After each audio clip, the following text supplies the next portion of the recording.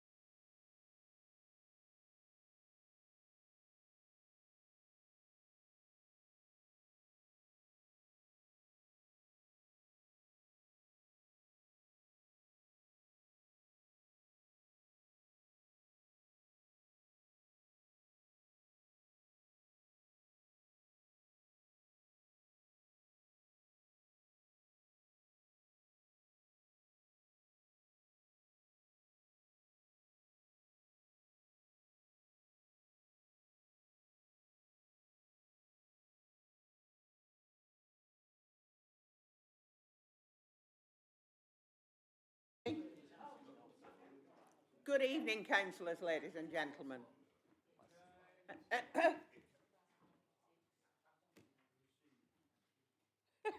Welcome to this, the last planning meeting of 2024. Excuse me, gentlemen. Thank you. Yes, I think it's one of the last meetings of the year. So welcome everybody. I'm going you through a few things. Thanks to everybody for attending our final meeting of the year. My name's Councillor June Molyneux, Chair of the Committee, Councillor Hilton's Vice Chair.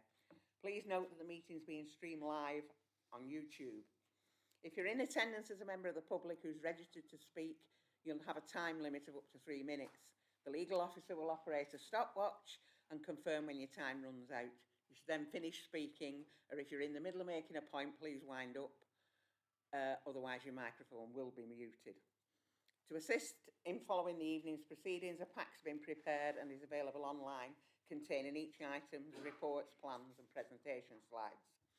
After officers have presented the report and speakers have made the representations, I'll invite members to speak and make any comments. When you want to speak, please raise your hand, and when invited to speak, remember to switch your microphone on and switch it off when you've finished. You can reference the paragraph number, which will allow everyone to follow. Please keep in mind that some people require closed captions and are lip reading to follow the proceedings. So please speak slowly and clearly and keep your hands away from your mouth, please. Can everyone ensure their phones are turned to silent? We're not expecting a fire drill, so if the alarm sounds, please exit the way you came in. And just to inform you, I shall be leaving about 15:15 after the planning, three planning items, if not before, and Councillor Hilton will take over then. So I wish you all the season's best now, because I won't be here at the end of the meeting. So with that, no apologies have been received, and I think that might be a first for a long time, that we've actually got the full planning committee here. Item 1, the minutes of the meeting Tuesday the 12th of November, pages 3 to 4. Can somebody move those, please? Thanks, Michelle. Somebody seconded. Thanks, Councillor. All those in favour, please show. Thank you. Item 2, declarations of any interest. Members are reminded of their responsibility to declare any pecuniary interest in respect of matters contained in the agenda. If you have such an interest, you must withdraw from the meeting. Normally, you should leave the room before the business starts to be discussed, but you do, however, have the same right to speak as a member of the public and may remain in the room to enable you to exercise that right and then leave immediately. In either case, you must not seek to improperly influence a decision on the matter. Item 3, planning applications to be determined. We have 3 to do tonight, and for the benefit of the public, the speaking arrangements for the planning committee are as follows. The officers will summarise the report, and registered speakers will be invited to speak in the following order: objector, supporter, parish or town councillor, ward councillor, applicant or agent. All registered speakers will be allowed to speak for 3 minutes, apart from a ward councillor who may speak for up to 5 minutes. In the event that all speakers are against the application, as chair, I may grant the applicant or representative a time extension. I would respectfully ask members of the public who have not registered to speak to remain quiet throughout the proceedings.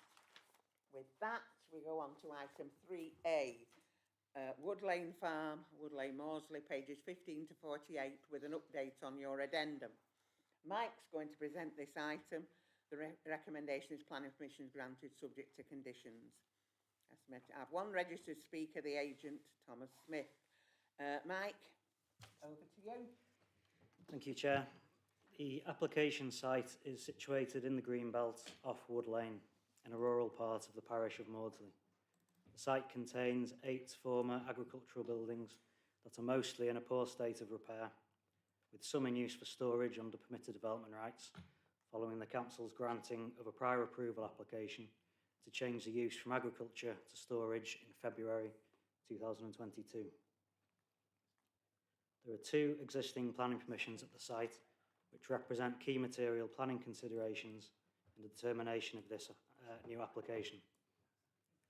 Full planning permission was granted in April 2023 to convert and extend 3 of the existing buildings to create a single dwelling and a domestic outbuilding.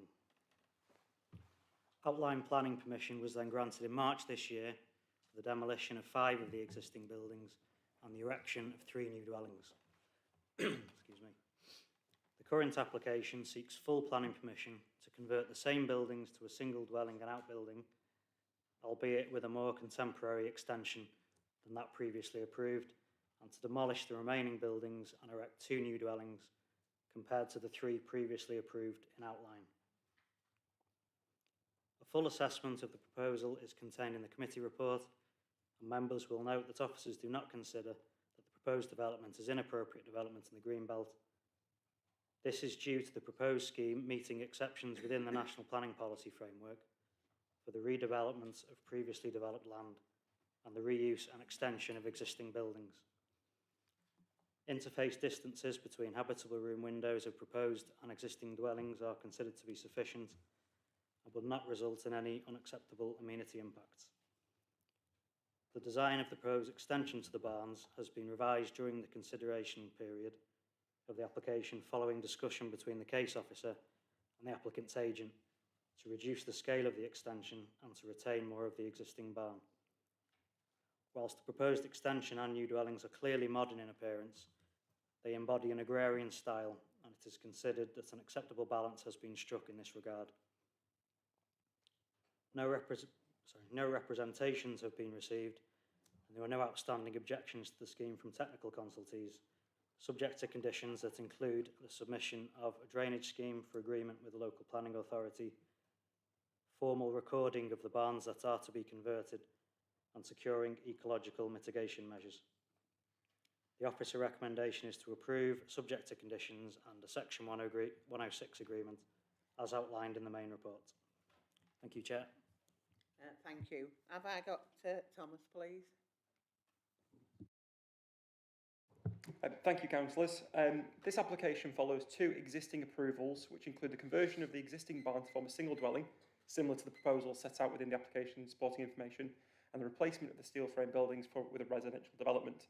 Focusing on the barn conversion initially, the proposals set out within this application follow a similar trend to the previous approval, with large parts of the original structure of the barn retained, and the proposed conversion and construction of a modern extension to the southeast corner.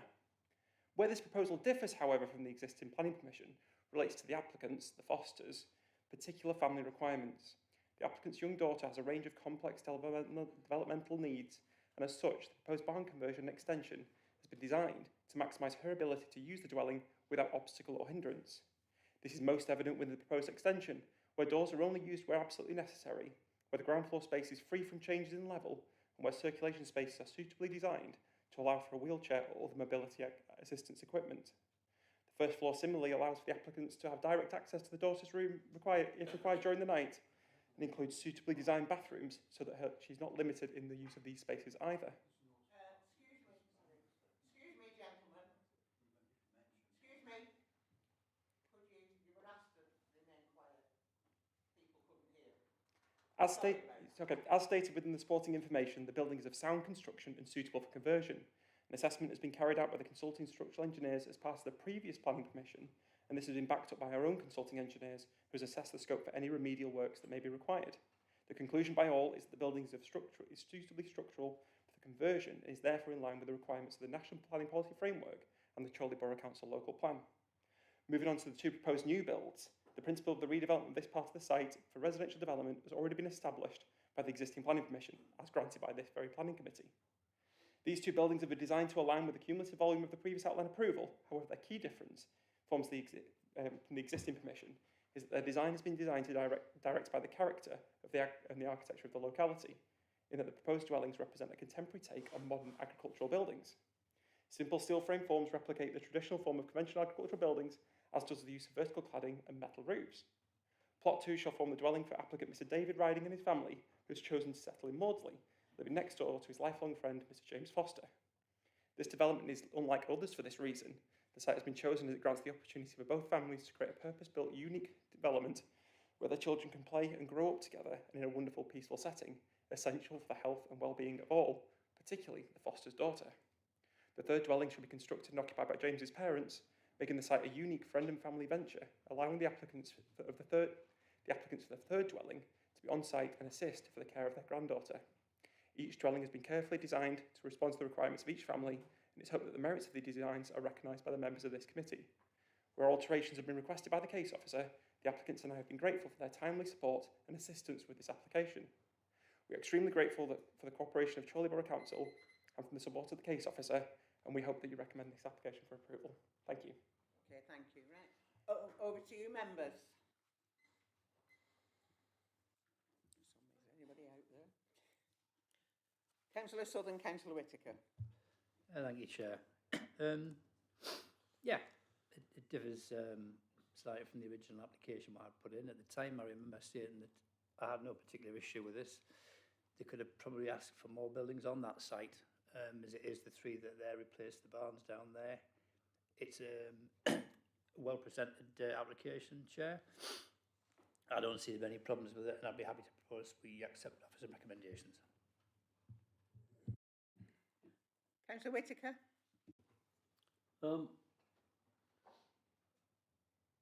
On the paperwork, paragraph 154, it talks about the extension or alteration of a building provided that it does not result in a disproportionate additions over and above the size of the original buildings. Just looking at some of those drawings that were flashed up on there a while ago, they are significantly larger than the existing provision. Should that not be a consideration? Thank you, Chair. There's two aspects of the National Planning Policy Framework, Council, that we're looking at with the assessment of this application. The barn conversion, with the extension of that building, we allow extensions up to 50% of the volume of the existing building, which is this proposal is well within. In relation to the other buildings, it's whether there's a materially greater impact on the green belt. So they did a volume, the applicant's done a volume calculation on the existing against the proposed.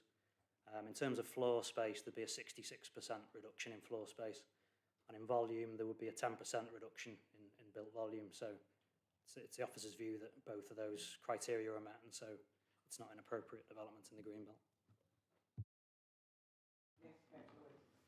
So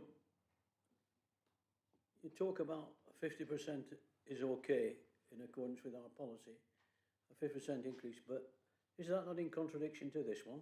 50% is a disproportionate additions over above the size of the original.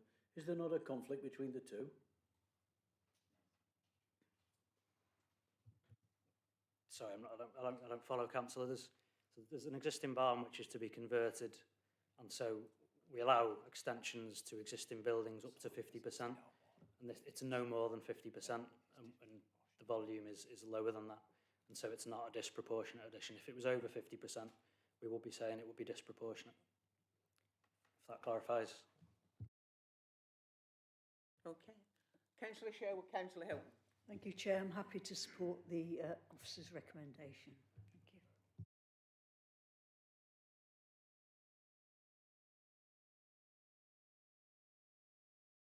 Thank you. Thank you, Chair. I looked at the paragraph 9, the reasonable avoidance measures adopted to safeguard the wildlife existing in the area, How do we enforce those, just out of interest?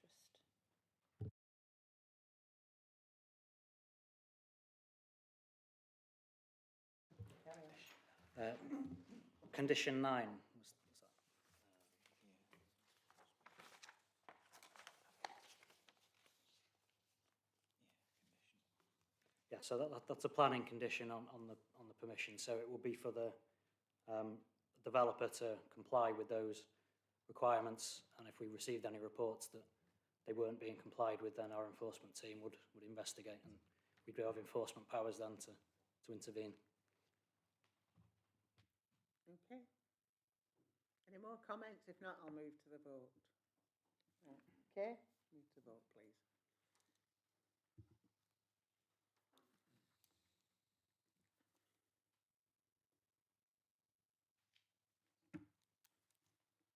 Okay. Thank you, Chair. Members have voted to approve planning permission subject to conditions and a Section 106 agreement. Okay, thank you. If anybody's come just for that item and they wish to go, feel free. Moving on to, excuse me, item 3B, Charlie Road, Adlington, pages 49 to 68, with an update on your addendum, including conditions. Ian's going to present this item with the recommendation that planning permission is granted, subject to conditions. I have two registered speakers, the objector Roger Galley and the agent Martin Boardman. Ian, can you present the report, please? Yes, thank you, Chair. This application seeks full planning permission for the construction of a two-storey residential building comprising two one-bedroom apartments with associated parking to the rear. The application site comprises an area of hard standing at the junction of Chorley Road, Berry Street and Daisy Hill Drive in Adlington that is used informally for car parking. It's noted that the public right-of-way also passes through the site. The site's located within the settlement area, where there's a presumption in favour of sustainable development as set out in the framework and the Chorley local plan, whilst the Central Lancashire Core Strategy identifies Adlington as an urban local service centre where some growth and investment will be encouraged to help meet housing needs. The site has good access to amenities and public transport, and the application is acceptable in principle. The development of the site would not be harmful to the character of the area and reflects the scale and linear pattern of development along Chorley Road.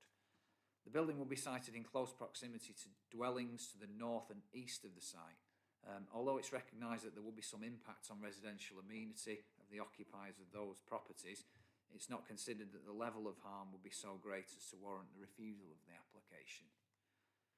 2 parking spaces will be provided, which meets the council's parking standards, whilst LCC Highways have assessed the scheme and raised no objection. There will be a 2-metre wide section of land reserved to the northern part of the site to support a diverted public right-of-way. All other matters are acceptable subject to conditions, and overall the proposed development is considered to be in accordance with the policies of the development plan and is recommended for approval subject to the conditions set out in the committee report and on the addendum. I should just like to bring members' attention to a late representation that has been received from Councillor Snape, who's requesting that that the committee carry out a site visit prior to determining the application due to the particular constraints of this site. Thank you, Chair. Thanks. Can I have Roger, please? You can sit down, it's okay, you don't... Go to stand, if it's all right. Okay. Can you still hear me okay? It's up to you. Yeah. I'm speaking on behalf of local residents. Firstly, the planning application. The apartment's living rooms and kitchens overlook 2 Berry Street at a 45-degree angle, resulting in a loss of privacy.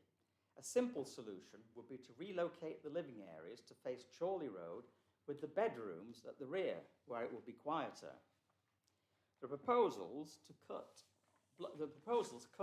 block off access from Berry Street to the 3.6-metre wide alleyway to the rear of the Chorley Road properties and to the side of 2 Berry Street. It is essential exterior access with the same width as the alleyway is preserved. Access to St George's playing fields by council grass cutting equipment continues now. For the benefit of councillors, it's this pink area shown on the plan. The right to light. The windows and front door of 2 Berry Street face in a northwesterly direction. Daylight is already at a premium. Any new building, particularly a higher one, built to the south, would further restrict daylight to unacceptable levels. 2 Berry Street would be in its permanent shadow. A single-storey building would address the majority of the issues here and still make a contribution towards the housing crisis.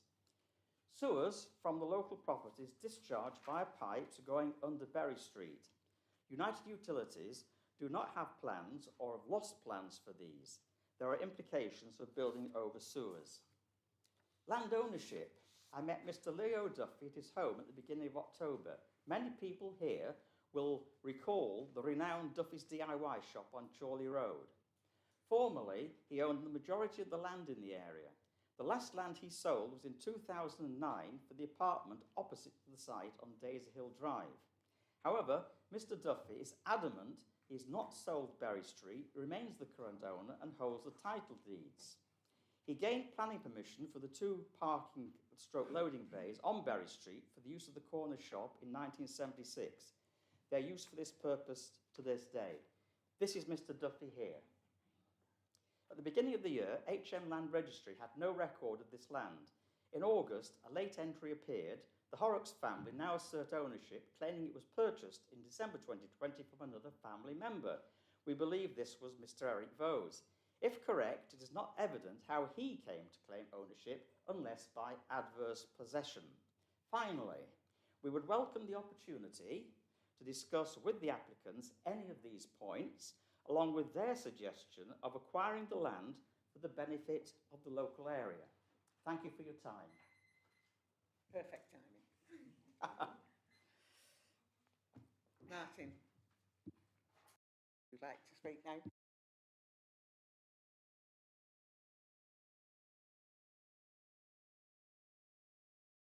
Evening is the agent for the applicants, Mr. Mark and Sarah Horrocks.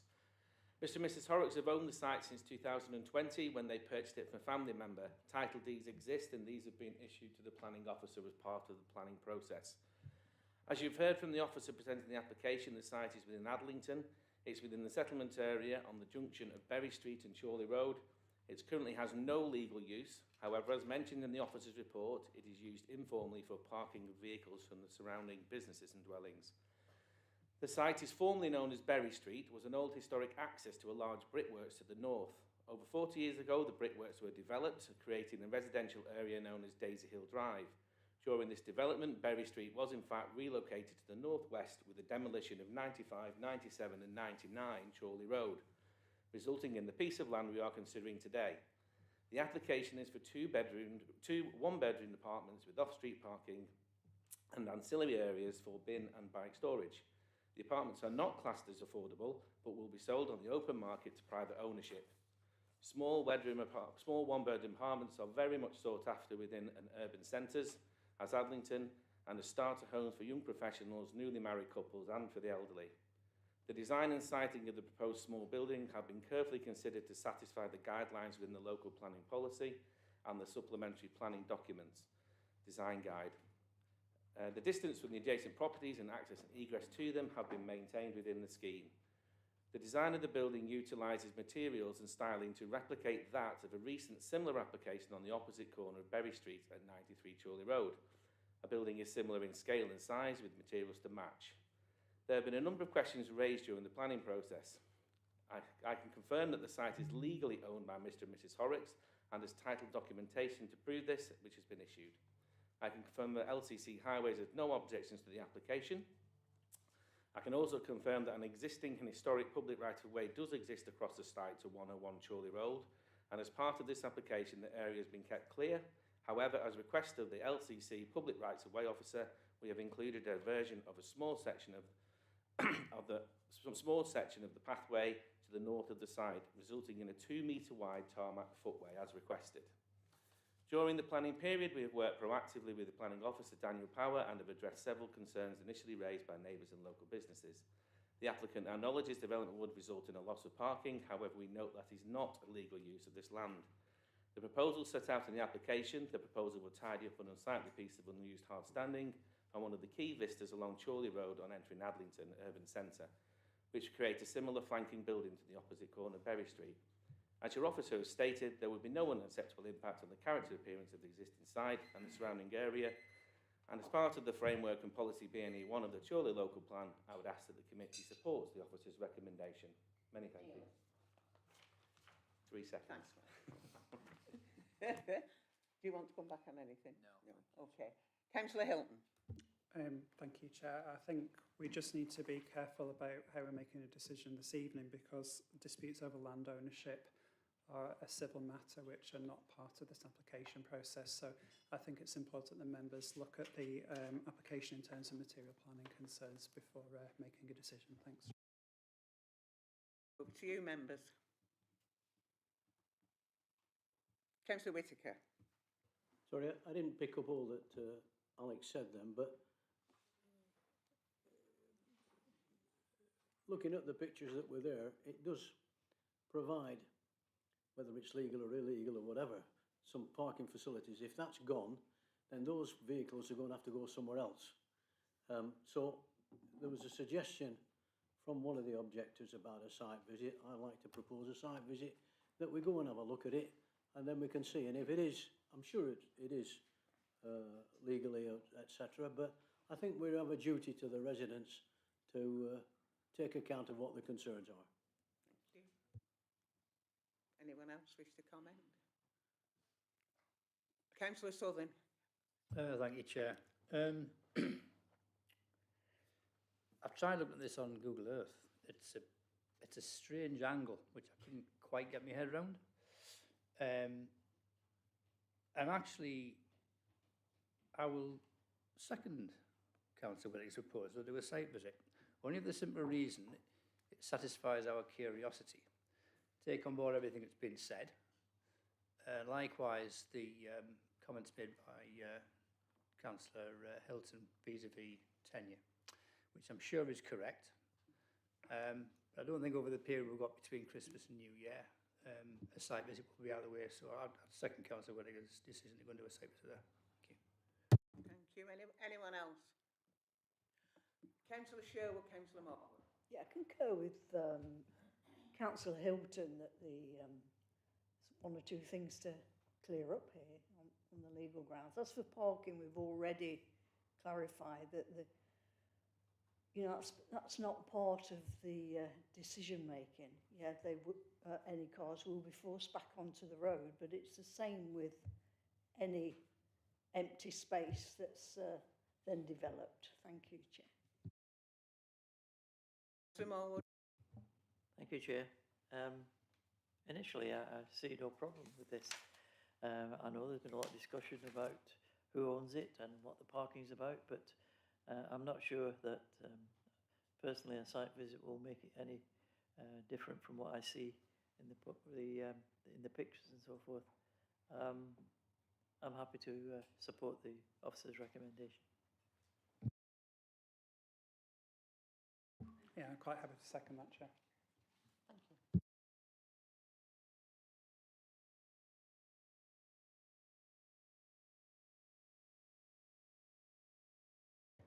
Thank you, Chair. Can the officers please confirm whether they have the documents within the bundle? Through you, Chair. Yeah. In relation to ownership, the applicant has confirmed to the council that they own the site. As far as the planning application process is concerned, ownership isn't a material consideration. And if there are disputes about ownership, that lies outside of the planning process. So it doesn't actually affect the decision on the planning application. But the information that we've got is the best that we have available to us. Thanks, Chair. Okay.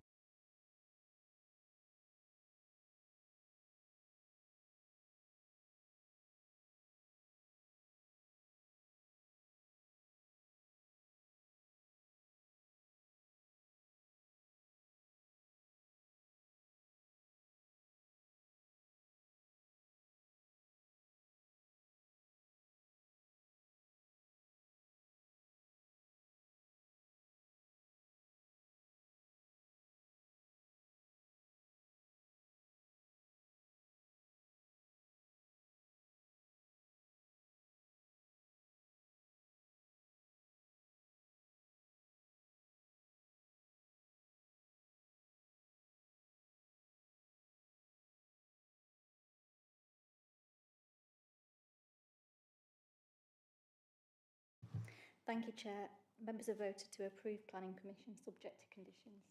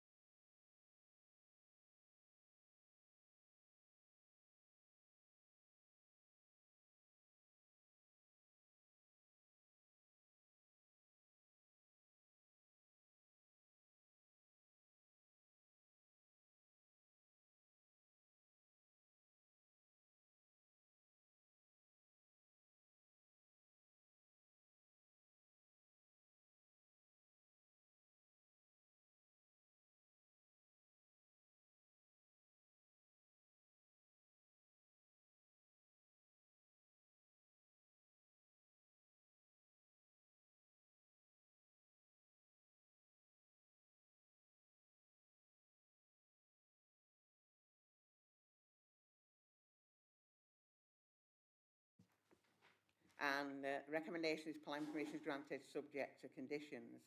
I have two registered speakers, Trevor Southworth, the objector, and the agent, Tammy Dorser. Sorry. Ian, do you want to present the report, please? Yes, thank you, Chair. The proposed development involves the change of use of the existing building at 1 Ashfield Road from an office to a 6-bedroomed house in multiple occupation. The site's located close to Chorley Town Centre in a sustainable location with access to a range of amenities and public transport options. The proposal would result in the loss of an employment use, however the scale of that loss will be limited, whilst there is alternative office accommodation in the locality. In consideration of the need for housing, the proposal is considered to be acceptable in principle.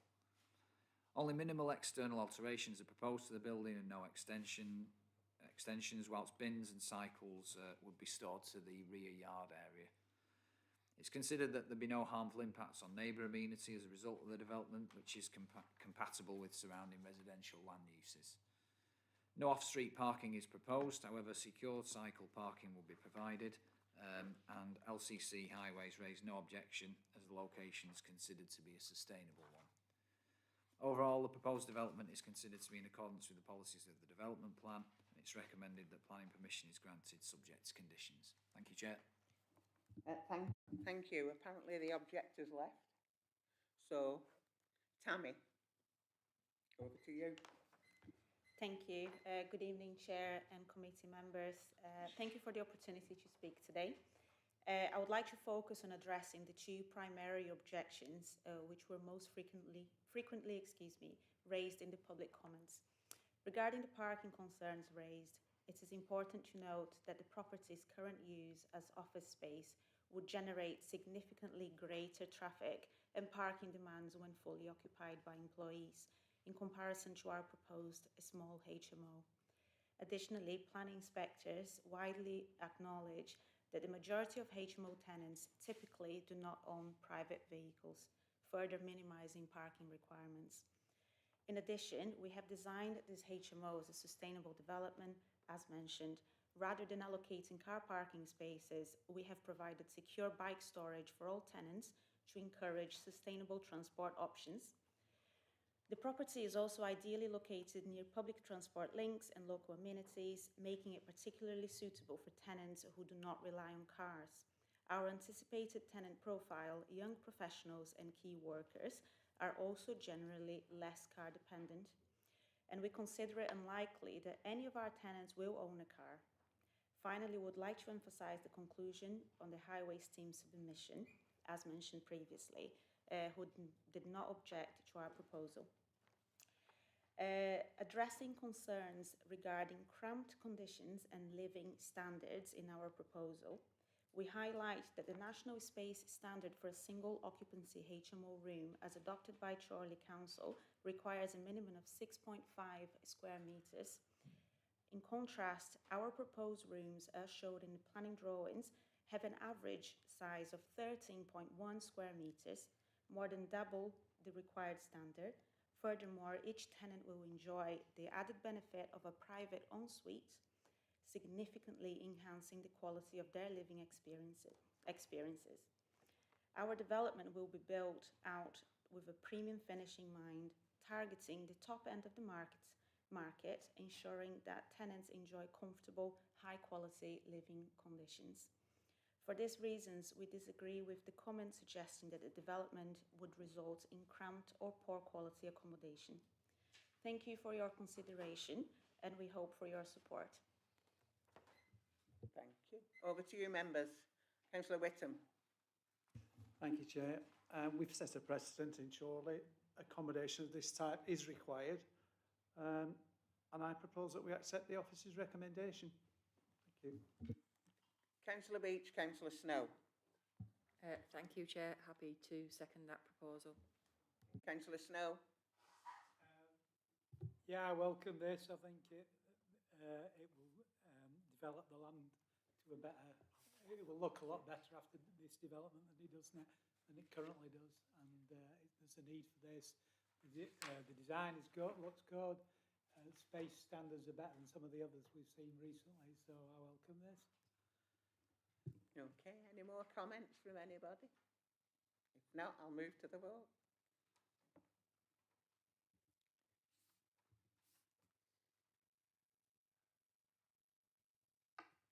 There you go.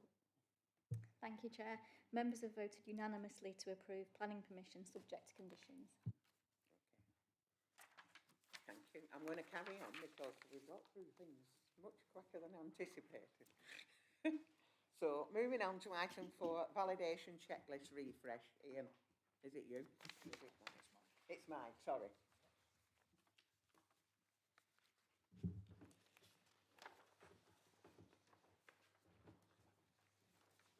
Thank you, Chair. The local planning authority is required to maintain a validation checklist against which officers assess freshly submitted planning applications to ensure all required plans, assessments and other supporting evidence have been submitted before the application is validated and processed. The current validation checklist was published in November 2022 and therefore needs to be reviewed to ensure the list is relevant and proportionate. National Planning Practice Guidance provides that the local list can either be revised subject to public consultation, or where no significant changes are necessary, the list can be republished. Only very minor changes have been made, such as an update to the national list and updating relevant links to web pages.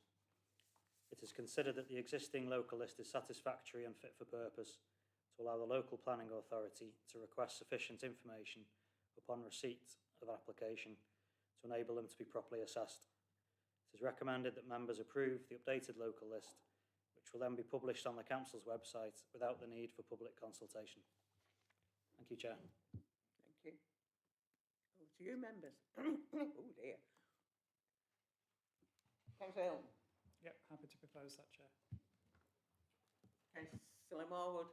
Happy to second. Councillor Southern. Accept. All right, that's 30. No more comments, I'll move to the vote.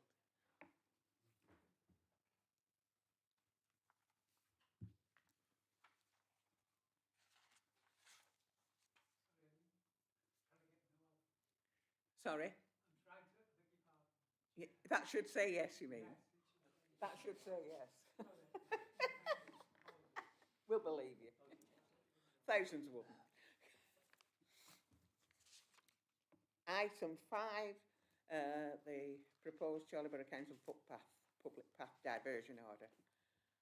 Pages 145 to 152. Ian? Thank you, Chair. It's proposed that a public right-of-way is diverted to facilitate the development of the Botany Bay Business Park. A previous diversion order was approved by committee in January. However, amendments have subsequently been required and therefore this fresh application has been submitted for which approval is sought. Therefore, it's recommended that the making of the public path diversion order be approved, that the Director of Governance is authorised to serve notice regarding the making of the order, and that the Director of Governance is authorised to confirm the order if unopposed and serve notice regarding the confirmation of the order. Thank you, Chair.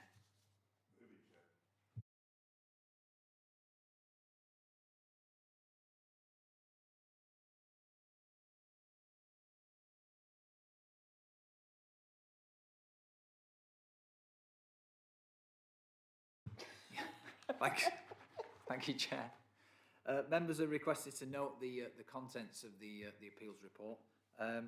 Members will be aware that since the appeal report was published, a decision has been received on the Wymot prison appeal, which was where planning permission was granted by the Secretary of State, contrary to the recommendation of the Planning Inspectorate, and that will be reported on the next to the next committee meeting on the appeals report at that meeting. Thanks, Chair. Councillor Whittam. Thanks, Chair. Can I just say what a great job both the council and the Ulness Walton Action Group put together. They won the legal argument. Thank you. Councillor Whittaker. Sorry, Chair. The decision came as no surprise. I've said it to publicly and I'll say it again. It's a disgrace to the community of Humes Walton. There'll be 3,600, 3,800 prisoners, which is 3 times the population of the village. And the only condition that's been approved is a little mini roundabout at the junction of Humes Walton Lane and Southport Road. But we'll have a chance to discuss it. We got a letter yesterday from the leader of the council. We'll have a chance to discuss it, no doubt, at the next meeting. Thank you.